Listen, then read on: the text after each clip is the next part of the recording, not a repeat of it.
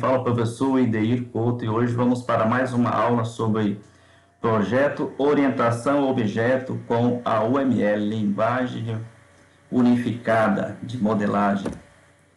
Vamos lá. O tópico da nossa aula de hoje, conceitos de programação orientada a objeto, projeto orientado a objeto com a UML e diagramas de classe. Pensar em orientação a objeto.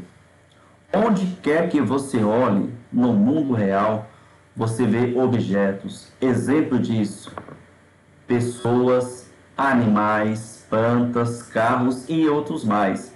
Tudo que você observa no mundo, você vai encontrar um objeto.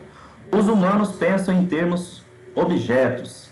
Então, portanto, na programação orientada a objeto, é alto nível, mais próximo dos humanos do que dos computadores. As características de objetos, Animados, aquele que possui vida, que se move, que se locomove, que fala. Inanimados, não se movem por conta própria. Objetos, eles possuem atributos, tamanho, forma, cor, peso, idade, CPF, entre outros atributos. Os objetos exibem comportamentos. Uma bola ela pode rolar, um avião pode voar, levantar voo, uma pessoa anda, ela fala, ela pensa, ela come, ela dorme, entre outros. Classe de objetos. Uma classe é como se fosse um esqueleto para a criação de um objeto. Como a planta é um esqueleto para a criação de casas e edifícios, nós também utilizamos classe como uma forma de esquematizar aí o que vai ser feito aí com os objetos. As definições: objeto, entidade que vai descrever uma realidade. Já a classe, ela tem uma abstração do que define um objeto. Instância é a criação de um objeto a partir daquela classe. Um exemplo disso, uma classe pessoa. Eu posso instanciar a criação de um objeto chamado aluno. Projeto orientado a objeto, a maneira natural de você visualizar o software, tendo a documentação, comunicação entre as equipes, modela o software semelhante ao mundo real, usando objetos. Objetos são modulados em termos de seus atributos e comportamento, o que nós chamamos isso de métodos. Por que temos que projetar? É tão essencial quanto ter uma planta antes da construção de uma casa. Melhora a comunicação entre os membros da equipe, a equipe entende melhor o sistema, permite analisar o sistema sobre vários aspectos, facilita a programação e a manipulação, diminui as possibilidades de erros. Projetar é fundamental para que você possa ter no final o seu projeto construído de forma correta, de acordo com o pedido. As fases do nosso desenvolvimento, o modelo em cascata, ele vai definir as atividades sequenciais. Outras abordagens são baseadas nessa mesma ideia. Primeiro, definimos os requisitos. Logo após, o projeto. Depois, fazemos a implementação desse projeto. Aí vem a fase de testes. E aí, por final, fazemos a manutenção baseado no resultado dos testes. A linguagem UML, linguagem de modelagem unificada, é uma notação gráfica, ou seja, visual, para projetar sistemas orientados ao objeto. Não é uma linguagem de programação. Ela serve para definir diagramas padronizados. É extensível, é complexa, mas usaremos apenas um subconjunto da UML. E de onde surgiu aí a UML, É da união de 3 metodologias de modelagem: método de Bush, método OMT e método OSE. Então, esses 3 autores juntaram suas metodologias aí, deram início aí a UML. Fundamentos da UML. Então, tivemos três grandes mentes pensantes na forma de modelar, tanto Bosch, Jacobson, Humboldt, e aí, por fim, extraímos o que tinha de melhor entre os três, e aí criamos aí a UML, ou seja, Linguagem de Modelagem Unificada. A história da UML. Em 1994, Bolt, Jacobson e Humboldt começaram a unificar suas notações. Já em 1996, veio a primeira versão, uma versão beta da UML. Ela foi liberada nesse ano aí de 1996. Já entre 96 e 97, grandes empresas formaram a UML Partners, HP, IMB, Microsoft, Oracle e entre outras. Em 1997, a UML ela foi adotada pela OMG, Object Management Group, como linguagem padrão de modelagem. A UML ela define diagramas. Tipos principais de diagramas temos estrutural, comportamental, objetivos, visualizar o sistema, especificar a estrutura e também o seu comportamento, guiar e documentar as decisões. Alguns diagramas da UML, nós temos aí diagramas estruturais, ou seja, estáticos, como diagramas de classes, diagramas de objetos, diagramas de caso de uso, diagramas de componentes, etc. Diagramas dinâmicos, ou seja, diagramas de sequência, diagramas de estados, diagramas de atividades, diagramas de colaboração. Diagramas estruturais, os estáticos, nós iremos utilizar o diagrama de classe, que é o por enquanto que nós iremos trabalhar aí para podermos adentrar a linguagem de programação orientada a objeto. O diagrama de classe, o diagrama mais utilizado da UML, ele vai servir de apoio para a melhoria de outros diagramas. Ela define a estrutura das classes do sistema, estabelece como as classes se relacionam. O nosso primeiro diagrama, nós temos aí uma classe pessoa com dois atributos, nome e e-mail, e uma classe de professor e uma classe de aluno que tem um atributo adicionado chamado matrícula. Outro diagrama de classe, nós temos esses diagramas sequenciais, que aí nós temos a classe pessoa, uma conta comum, ou seja, uma visualização de uma abertura de conta bancária, né? Então, nós temos conta comum, temos o histórico dessa conta, temos aí entre a pessoa física, pessoa jurídica, temos dois tipos de conta, conta especial, ou seja, conta corrente, ou conta poupança. Diagrama de classe, a estrutura do nosso projeto, o diagrama de classe, o mais importante e o mais utilizado diagrama da UML, permite a visualização das classes que compõem o sistema. Representa atributos, métodos e uma classe, os relacionamentos entre classes também, apresenta uma visão estática de como as classes estão organizadas, preocupação com a estrutura lógica. Seus atributos permitem a identificação de cada objeto dentro de uma classe. Os valores dos atributos podem variar de instância para instância. Atributos, eles devem conter o tipo de dados a serem armazenados. Byte, booleano, int, que é inteiro, double, char, string, e entre outros tipos de armazenamento também.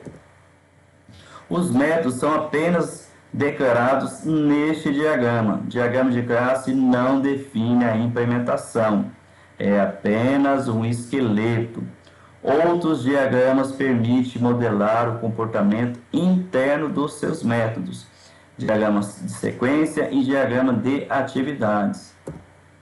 A representação de uma classe é feita por um retângulo com 3 divisões. Na primeira divisão, nome da classe, na segunda, atributos da classe e na terceira, métodos dessa classe. Temos também o tipo de visibilidade. Público, ele recebe o sinal de mais. O atributo ou método pode ser utilizado por qualquer classe. Já o tipo protegida, com a hashtag, somente a classe ou subclasses terão acesso. Por último, a privada, com o sinal de hífen, somente a classe terá acesso. Ele vai ficar dessa forma no diagrama de classe. Atributo nome, ele é protegido, atributo e-mail, ele é privado, e o método, ele é público. O relacionamento, as classes, elas possuem relacionamentos entre elas, compartilham informações, colaboram uma com as outras. Principais tipos de relacionamento, nós podemos dizer que temos por associação, por agregação ou composição, herança e dependência. A comunicação entre os objetos, conceitualmente, objetos se comunicam através da troca de mensagens. Mensagens definem o nome do serviço requisitado, a informação necessária para a execução do serviço e o nome do requisitante. Na prática, mensagens são implementadas como chamadas de métodos. Nome, o nome do método, informação, a lista de parâmetros, requisitante, o método que realizou essa chamada. As associações descrevem um vínculo entre duas classes, que nós chamamos de associação binária. Determina que as instâncias de uma classe estão de alguma forma ligadas à instância da outra classe. Multiplicidade, nós temos de 0 para 1, ou seja, no máximo 1, indica que o objeto da classe associada não precisa obrigatoriamente estar relacionadas. 1 para 1, ou seja, 1 e somente 1 indica que apenas um objeto da classe se relaciona com os objetos da outra classe. 0 para muitos indica que pode haver muitos objetos da classe envolvidas no relacionamento. 1 ou muitos indica que há pelo menos um objeto envolvido no relacionamento. 3 para 5 são valores específicos dizendo aí como vai ser relacionado os objetos envolvidos. A representação da associação, ela descreve dessa maneira. Nós temos a classe cliente com o atributo registro, que é um registro ou 0 registro para muitas locações de DVD. E DVD é 0 para 1. Um registro pode ter apenas um DVD. Já um cliente, ele pode locar vários DVDs, desde que não seja do mesmo título. Agregação, tipo especial de associação. Demonstra que as informações de um objeto precisam ser complementadas por um objeto de uma outra classe. Já a associação toda parte é o objeto todo e o objeto parte. A representação de agregação é um losango na extremidade da classe que contém os objetos todos. Então, nós temos a classe time e a classe pessoa. Então, essa agregação é o time que está sendo agregado em uma pessoa. Composição é uma variação do tipo agregação. Representa um vínculo mais forte entre objetos todo e objetos parte. Objetos parte têm que pertencer ao objeto todo. O todo não existe ou não faz sentido sem a parte. A representação da composição é um losango preenchido, da mesma forma que na agregação. Deve ficar ao lado do objeto todo. A especialização ou generalização, identificar classes mãe, ou seja, classes gerais, e classes filhas especializadas. Atributos e métodos definem na classe mãe, eles são herdados pelas classes filhas. Nós temos aí demonstrando como é feito essa especialização ou generalização. Nós temos a classe pessoa, que é a classe mãe, e nós temos duas classes filhas, classe professor e classe aluno. Essas duas classes vão herdar métodos e atributos da classe mãe e da classe pessoa.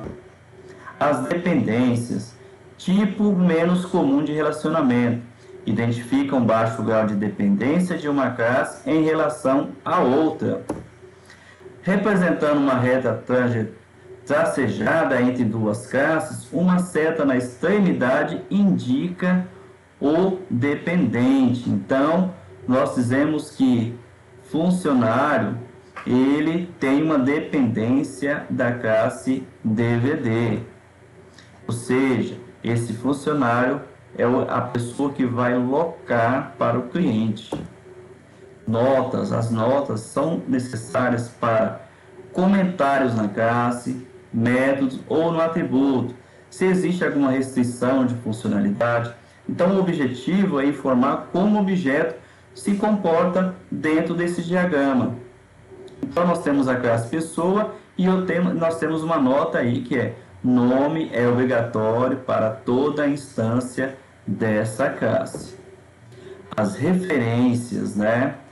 Foi extraído aí do livro de Como Programar de Intel, 6ª edição da Pearson, de 2005, e Bolt, Humboldt, Jacobs, UML, Guia do Usuário, Editora Campos, de ano 2000. Pessoal, foi um prazer estar com vocês aqui com essa aula de diagrama de classe. Na próxima aula, vamos começar com programação orientada a objeto, utilizando aí a linguagem Java.